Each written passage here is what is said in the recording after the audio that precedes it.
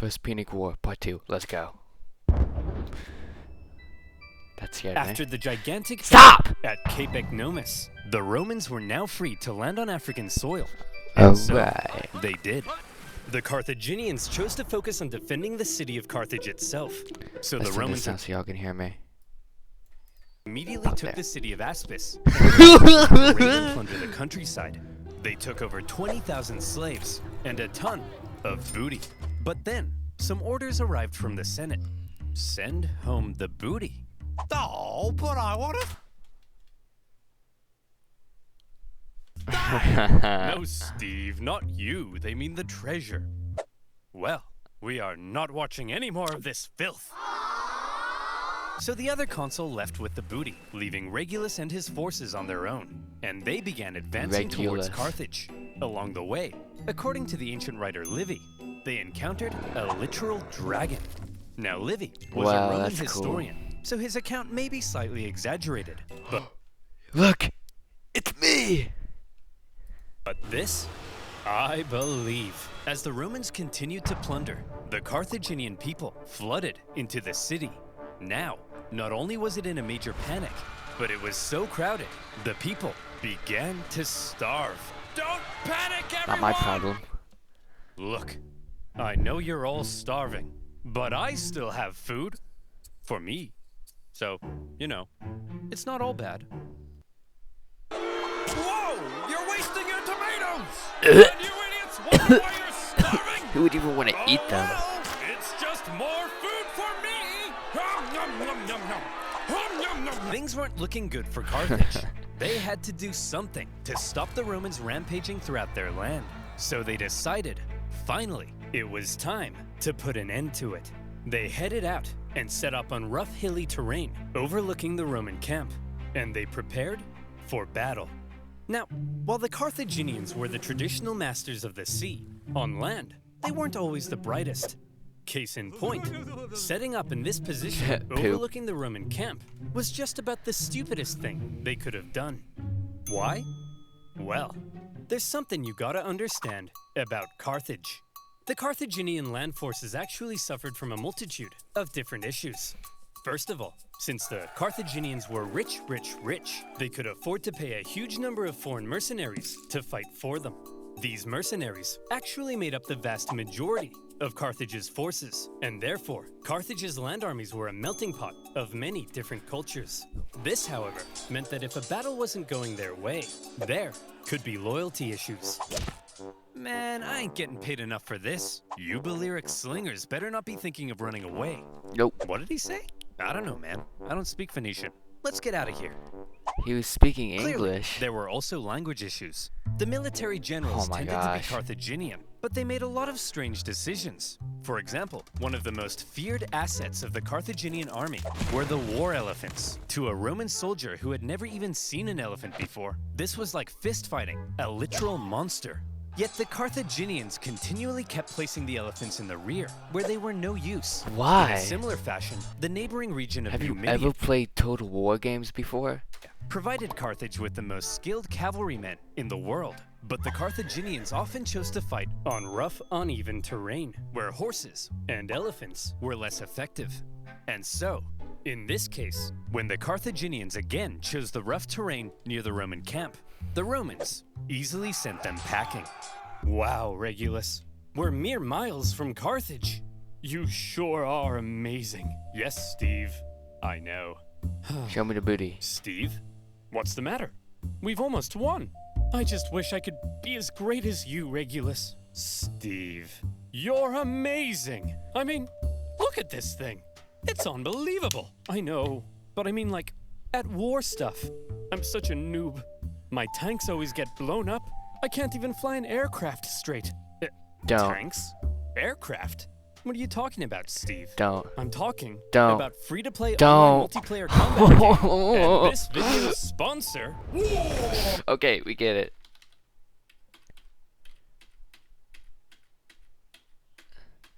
There we go. Everything was looking up for Regulus. A Roman victory seemed like it was only a matter of time. But then, Regulus realized something. He had been consul for almost a year, and his term was coming to an end.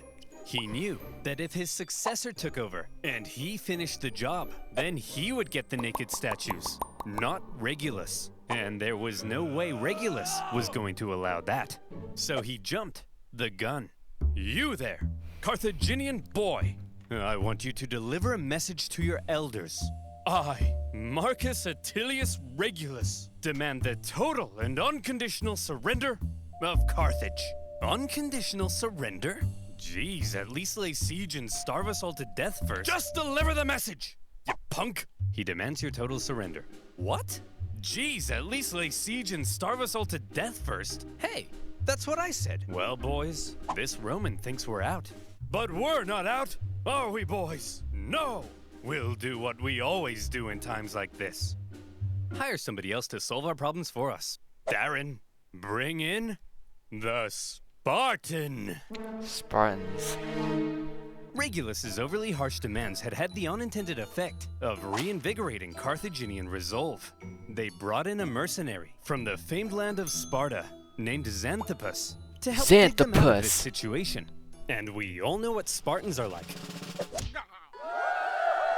Xanthippus showed up and immediately took charge. He had a look around and said, "You idiots! Put the elephants in front of the army so they can smash into the Romans and stop fighting on rough, uneven terrain. Find a big flat field so your superior cavalry can do their job. And what's this I hear about you giving a speech telling everyone they're gonna die? Hey, I was just telling the people the truth. You're a politician. Lie to the people." It's not a bad idea. And so Xanthippus led out the newly reformed Carthaginian army to meet Regulus in the Battle of the Bagradas River. The elephants, now in the front, smashed into the Roman lines, causing disarray. The cavalry, with total freedom of movement, outflanked the Roman infantry.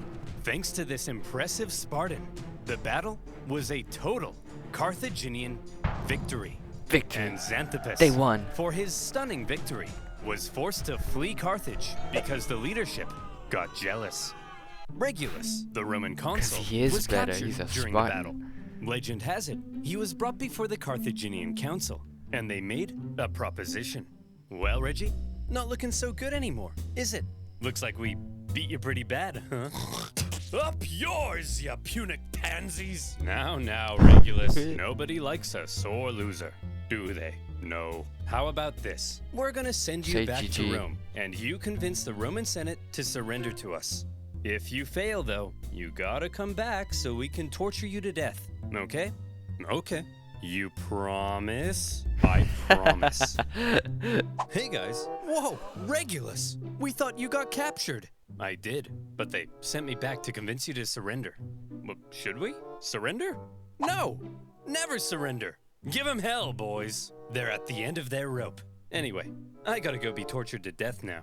What? Yeah, part of a deal I made. It's a long story. Whoa, hey, wait! Regulus! No, it's cool, guys. I promised. Regulus! This is ancient times. We massacre entire populations. We chop pets in half. You can break a promise. No, Tim! You never break a promise. You're not supposed That's too far. And so, Regulus went back to Carthage and was tortured to death. And for keeping his promise, he was immortalized as the leading symbol of Roman virtue. Okay, buddy. Well, after their defeat in Africa, the remaining Roman survivors, still in Africa, were still in Africa, and they needed to be rescued. So the Romans sent their fleet to pick him up and bring him home. They successfully fended off a Carthaginian fleet, grabbed the survivors, and made their way to Sicily. A great success. But then, things took a turn for the worse. Sir? Uh-oh, buckaroo. Kind of angry. Fear not, coward. If we Romans can build a war fleet from scratch and defeat the Carthaginian Empire at their own game, why, then even Mother Nature herself will crumble before us. I laugh in the face of Mother Nature. Ha ha! See? Come on, guys. Laugh at Mother Nature with me. Ha ha! Ha ha! Ha ha! Ha ha! Oh. 284 ships. Nearly 80% of the Roman fleet was destroyed. Jeez. As many as 100,000 men drowned in a terrifying Jeez. act of nature. Never before had Rome lost so many men in a single incident. 100,000 casualties for Dude. any other nation would be crippling. Any other nation would hastily sue for peace. Any other nation would spend decades trying to recover. But Rome was not just any other nation. Infamous for its unrelenting determination in the face of overwhelming odds, Rome said, well, I guess we'll just have to build another fleet. And they Dang. did. In just 3 months, they built 220 more ships. An astonishing feat. The Romans sent Feat. out their brand spanking new war fleet. And I like. Oh, it happened again. they got caught in another storm. This time, a whole nother fleet was lost. And still, the Romans did not give up. The Carthaginians couldn't believe it. Their enemy had just lost hundreds of thousands of men, had 2 fleets almost entirely destroyed, and they still wouldn't surrender. As one Roman poet put it, the victor is not victorious if the vanquished does not consider himself so. In typical Roman fashion, after a short break, they were once again building another fleet. However, for now, after all the disasters at sea, the focus began shifting back to the land campaign in Sicily. The Carthaginians, overconfident from recent successes, attempted to retake Panormus, but the Romans countered the terrifying war elephants by throwing stuff at them and scaring them away. Having stopped the Carthaginian advance, the road was now open to the final Carthaginian stronghold on the island, Lilybaeum. Lilybaeum. was an extremely well-fortified city. In 250 BC, the Romans laid siege. The Carthaginian defense, however, was fierce, and skilled blockade runners kept the city supplied. Progress was so slow that the siege would last another 9 years. To make matters Jeez. worse, the Carthaginians later sent possibly the greatest military general of the time, a man named Hamilcar Barca, to the island. He engaged in a Hamilcar. skillful campaign of guerrilla warfare behind enemy lines, and for the remainder of the war, he was a major thorn in the Roman side. For now, with the deadlocked siege at Lilybaeum and the new Roman fleet at sea, things seemed to be at a standstill, and the Romans had to do something to break the deadlock. Thankfully, the Roman consul, Clodius Pulcher, had an idea. He tried to get things moving by attacking the Carthaginian fleet at Trapana. Now, before a Trapana. battle, to predict if they would win, it was common for the Romans to look for signs from the gods. This could mean observing the weather or inspecting some cow livers. You know, typical religion stuff. In this case, Pulcher reportedly tried to feed some sacred chickens. But Chicken. unfortunately for him, they wouldn't eat a crumb. A very bad God. sign. Well, he said, if they won't eat, then let them drink! Stupid chickens! We'll observe the weather instead. Gods, give me a sign. Ignore that. Okay, how about this? If I can get this piece of paper into that trash basket, we'll win. Okay, if I can stand here silently for 5 seconds and do nothing, we'll win. Damn it! Pulcher chose to ignore the signs from the gods, and in the following battle, the superior Carthaginians tore them to shreds. It also didn't help that by now the Romans had removed the corvus to stabilize their ships, and without their secret weapon, it was a disaster, and Pulcher was disgraced. To make matters worse, the victorious Carthaginian fleet then went on to intercept a Roman supply fleet on its way to Lilybaeum. As they approached, however, they saw the signs of an incoming storm, so Uh-oh. they took shelter. The Romans, on the other hand, said, "Onward, men! Set sail! We've got to deliver these supplies stat!" But sir, those clouds, don't you think we ought to have learned our lesson by now? Yes, Brian, we ought to have. But we haven't. Another fleet and Bro, 50,000 the men gods lost must in another not storm. like him. Disaster. Now, at this point, there still really Jeez. isn't a clear winner. Sure, the Romans have captured most of Sicily and cornered the Carthaginian land forces at Lilybaeum, but the continued disasters at sea were critically depleting their resources, and without a strong fleet, Rome could not win. Meanwhile, Hamilcar Barca was still knocking about and creating even more problems. So, where do we go from here? How does this war finally end? Let's see, what's it about? Get free delivery through October Wait, 7th. really? You being serious? Gotta have a Wawa. Gotta have a Wawa. By now, the Out of two my sides face. had been fighting for 23 years. They were exhausted. 23 years, Their money, gosh. their resources, their strength were all utterly Especially spent. Rome's. The Carthaginians in particular were eager to see the war end so they could get back to trading and making money. So after the latest Roman disaster at sea, they said, look, there ain't no way in heck the Romans can come back again. They can't possibly afford to build another fleet. They're done. That's it. Recall the navy, repurpose them as merchant ships, and let's get back to making some money. Assuming the Romans would soon make peace, an anti-war faction within the government recalled a large portion of the navy, leaving Hamilcar on his own. The victors appeared to be declaring themselves victorious. Meanwhile, the vanquished were getting ready for round 5.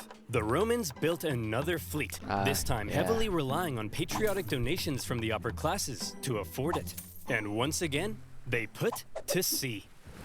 Sir? The Romans have built another fleet. Oh, for goodness sake, Clarence, can't you see I'm busy rolling around in this pile of money? But sir, I don't care anymore, Clarence. I just don't care. The Carthaginian politicians made a fairly lackluster final effort with a poorly built fleet to supply their forces in Sicily. Unfortunate. But when the brand new Roman fleet caught them at the Battle of the Aegates, even without their signature corvus, they dealt them the final blow. And that was that. 23 years of war. Neither side could afford to keep fighting, but the Romans showed that they intended to anyway. The Carthaginians had no choice but to throw in the towel. The war lost. had been long and hard for both sides, but in the end, it was Roman determination that won the fight. The Romans had spent the entire war trying to find a way to deliver the knockout blow. They learned how to build a fleet and engage in naval combat. They developed ingenious new ways of waging war. They attempted an invasion of the Carthaginian heartland, and whenever disasters struck them, they always came back, again and again. The Carthaginians, on the other hand, spent the entire war watching whatever Rome did, and then figuring out how to respond. They were much more passive, and so, it's no wonder then that when both sides were close to collapse, Rome was the one who figured out how to go that little bit further. In 241 BC, the Carthaginian politicians sent word to Hamilcar Barca that he was on his own and could choose to make peace with the Romans if he wished. Hamilcar was stunned. He felt betrayed by the politicians. Some sources say he refused to even negotiate. Nevertheless, terms had to be drawn up. Well, Hammy, I'm glad you Carthaginians have finally come to your senses and recognized who the true winner is. How many fleets did you lose? Okay, here are our terms. You leave Sicily to us and return all of our prisoners. You're not allowed to make war against Syracuse or her allies, and you have to pay us 2,200 talents of silver over the next 20 years. What's a talent of silver? Well, to put it in perspective, in the year 2022, that'll be worth around, let's say, 40 million US dollars. Jeez. Caramba! That will cripple us! Wow, we got a real smart guy over here. Yeah, that's kind of the point, you dingus. Ugh, I guess I have no choice. I accept. Great! Oh, by the way, we changed our minds. You actually have to pay us 3,200 talents of silver over 10 years. Thanks for accepting. Dude! See you later. Hey, you didn't let me say uncool. He didn't let me say uncool. Dude, The treaty was extremely punishing, and by switching up the terms at the last minute, they enraged the Carthaginians. But still, one of the longest and deadliest wars at the time was finally over. The Romans had won. They achieved their aim of gaining Sicily, and even though it wasn't part of the peace deal, they took advantage of a weakened Carthage and grabbed Corsica and Sardinia as well. That's Roman mega expansion uncool. beyond the Italian peninsula had just begun. The Romans hoped that now the Carthaginians would forever be under their thumb. Unfortunately, the harsh terms they placed on the Carthaginians at the end of the war left a growing anger, one that would come back to haunt them. One day, Carthage will have its revenge. That's nice, dear. I'm serious, woman. Maybe not in my lifetime, but perhaps She really in be his. watching him. My beautiful now. son. You are born into a momentous destiny. You shall be Rome's He has a greatest split. enemy. Stop. You'll tear Rome Stop limb it. from limb. You'll burn their pathetic city into the ground. You'll slaughter their people, men, women, and children. My child, you are vengeance. Stop telling our baby he's vengeance. But he is, Barbara. is. He's vengeance. That may be so someday, but for now, our son has a name, and you should call him that instead. His name is... I wonder what this guy's gonna do. Don't forget to play... Okay, buddy. Let's just... Yeah. Looks cool. That was part 2. Second Punic War is gonna come out in probably like 8 months, so yeah, let's wait for that. Yeah, if you like, you know what to do, and see ya.